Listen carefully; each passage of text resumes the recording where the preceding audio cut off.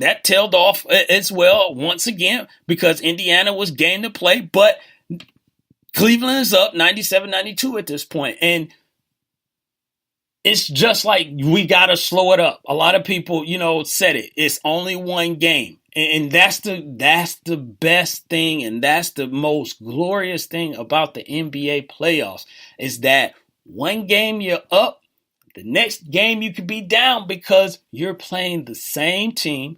They're making adjustments, and then they are going to try and go at your weakness. And Victor Oladipo, to me, for them to win this series, if he can continue to score 30 plus points a game, yes, then I would give Indiana the edge, but I just don't think he can do it. And he's not doing it right now because I think he got 19 points at this point, 19 points. He had 11 in the first quarter of the game one, and he had 7 at halftime. So changes were made. He couldn't stay at that pace, no fault of his, because I didn't think he could do the 30 plus points a game all night, and looks like Cleveland is going to win this game. I'm not in front of a TV, but you guys, the listeners, are updating me, and I see it, also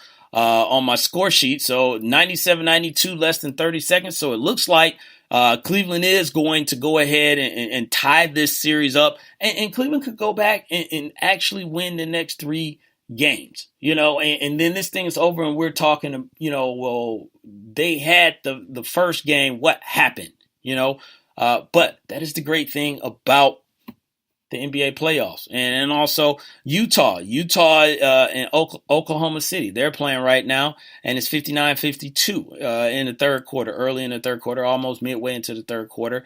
And Utah is going to be, Utah's going to be a strong out for OKC.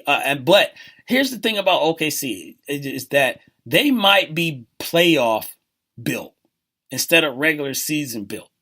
And if that makes any sense to y'all that's listening, what I mean by that is that, again, like I was saying earlier, as far as like how the playoff changes and you play someone, you're going to play them at least 4 times, but you get a chance to make the necessary adjustments because you're not moving on to the next team. They may be playoff built, and be a problem. And they should be a problem at this point with the 3 guys that they got. Melo, I think, is probably third. It's safe to say he's a third option at this point. But Donovan Mitchell, he got hurt.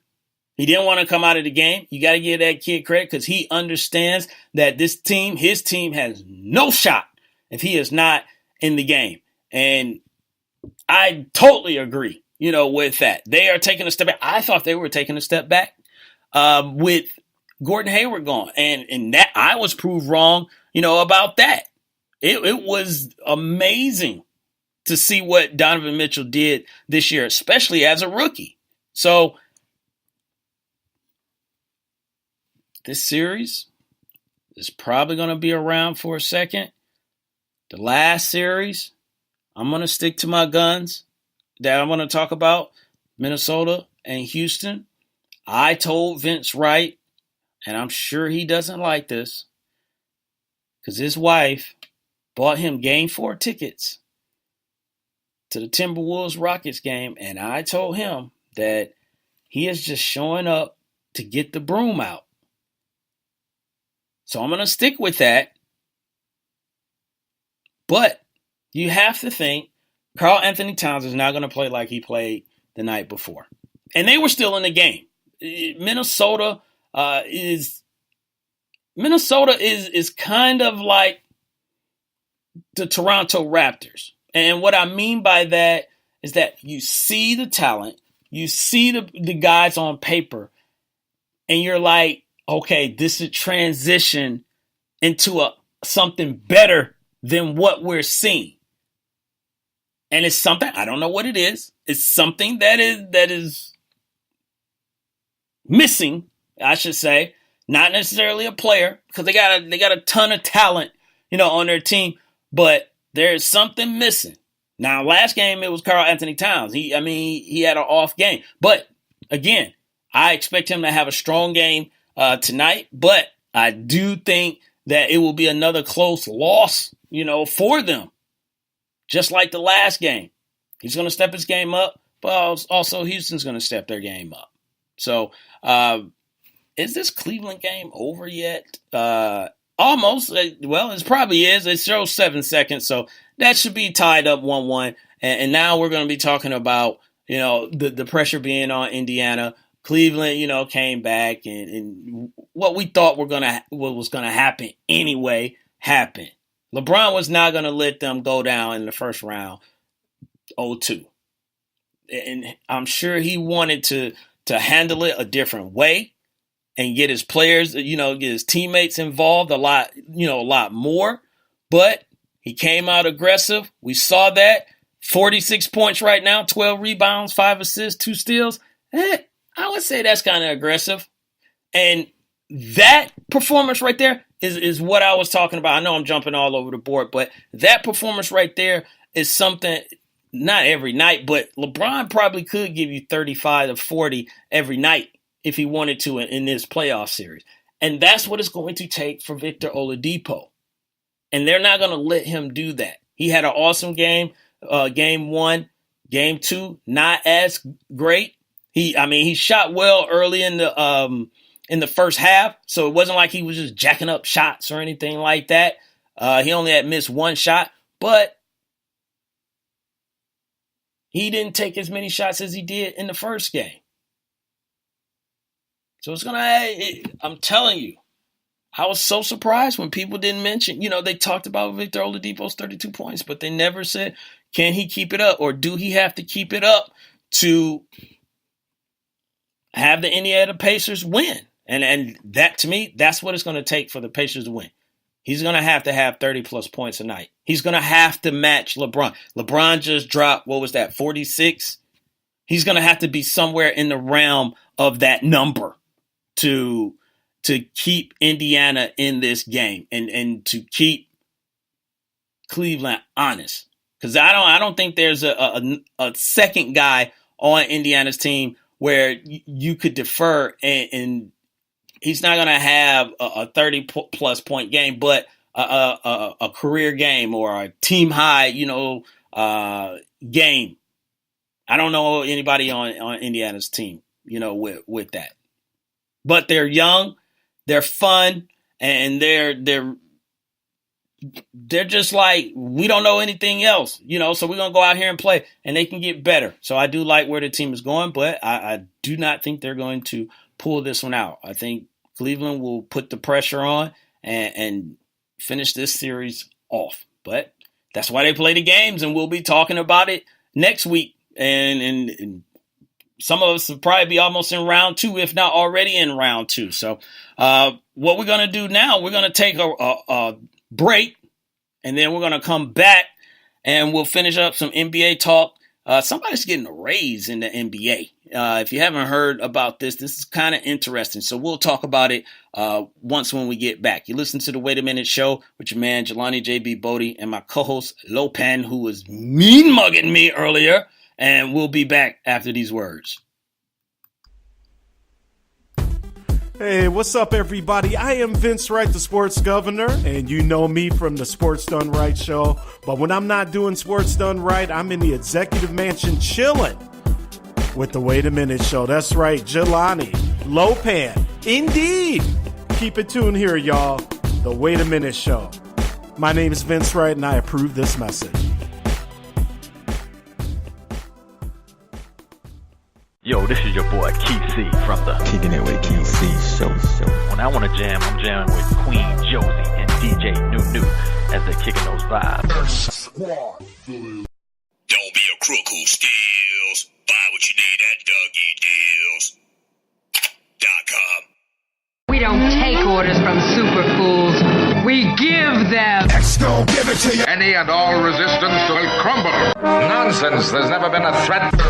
Squad. Couldn't handle. It is the purpose of the Squad. to align our infamous forces against the powers of good and defeat them, leaving us, the rulers of the world.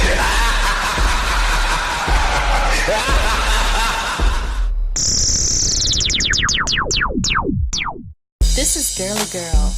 Join me every Sunday at 5 o'clock p.m. Eastern Standard Time for Girly Girl's World for intriguing conversation and relevant topics. Girly Girl's World for the women on the go and the men who want to know. Girly Girl's World Sundays at 5 o'clock p.m. Eastern Standard Time.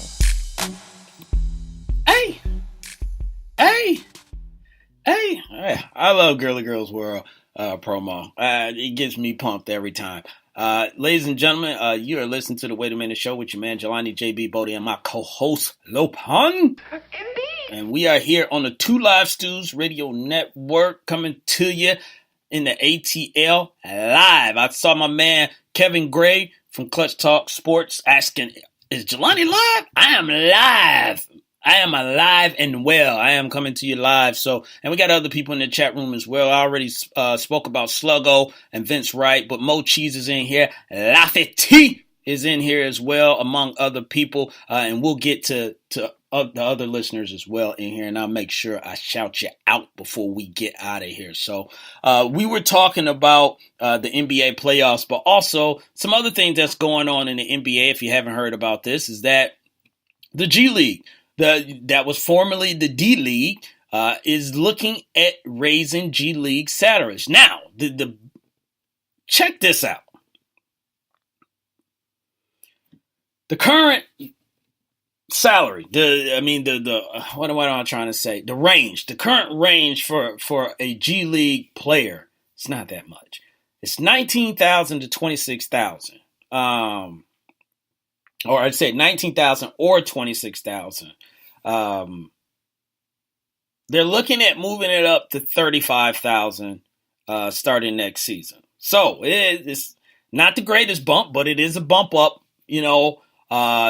more than what you get now. And I heard about this number earlier with the Andre Ingram story. And if you don't remember, that was the gentleman who was a 10-year G League vet who was playing in the G League and got called up and finished the last 2 games of the season with the Los Angeles Lakers. Now, because he got called up, he got $13,000 for those 2 games. So he almost got his entire salary in 2 games getting called up. Now they're looking at possibly bumping this thing up to $35,000, like I was saying. That they said that equates to about $7,000 per month over a 50-game, 5-month regular season. So I guess it gives guys maybe the opportunity to do something else outside of that. Obviously, they're going to probably be working or some type of living arrangement that's going to be different. But while they are playing, they do get things such as in-season housing, per diem allowances on travel days, educational opportunities, health insurance benefits, to be a G League player. Two-way players, this is a little bit different. So if you're a two-way player, this works out a lot better. They get an earning of $77,000 and up to $385,000 when combined with the days of service in the NBA. So they previously made $75,000 and up to $275,000. So it's a little bit better, for the two-way, but of course, not everyone is a two-way player. Now, you may be asking, what is this all about, Jelani, when you're talking about this, someone moving from $19,000 up to about $35,000? Well, the biggest thing is that maybe this thing continues to increase, and it might be an option for the high school players that do not want to be one and done, and they would rather just go straight to the NBA or G League, if you will, because they can't go to the NBA directly. They got to be 1 year removed from high school. But this may be another reason for them not to go to college. So it begs the question is, could the NBA be maybe distancing themselves from college? Because if you got to think it's going to continue to go up at some point. I don't know where it will go. I'm not saying that you're going to be able to get six figures, playing in the G League. Nah, I don't think that'll ever happen. But if they get to close to about $50,000,